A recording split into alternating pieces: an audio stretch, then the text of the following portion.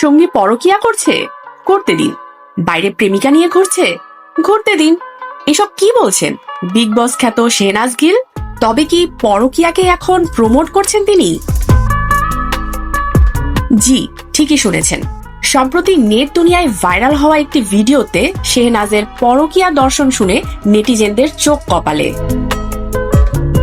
শেহনাজ বলেছেন, সঙ্গী যদি বাইরে অন্য কারোর সাথে সময় কাটাতে চায় তবে তাকে বাধা দেবেন না, বরং তাকে নিজের মতো ছেড়ে দিন।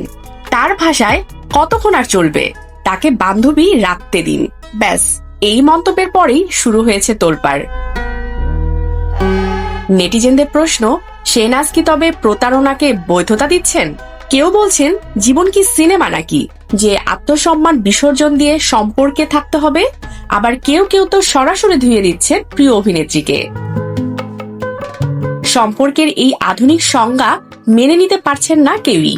শেহনাজের দাবি, মানুষ ভুল করলে একদিন নিজেই সেটা বুঝবে এবং অপরাধ বোধে ভুগবে। কিন্তু এই যুক্তিকে ধোপে টেকে একজন পাবলিক ফিগার হয়ে পরকিয়া নিয়ে এমন মন্তব্য কি দায়িত্ব জ্ঞানহীনতা নয়? সেই বিতর্কে আগুন এখন দাও দাও করে জ্বলছে পুরো নেট পাড়ায়। স্মিতা ইফতেখার, ডেস্ক রিপোর্ট, আলোকিত স্বদেশ।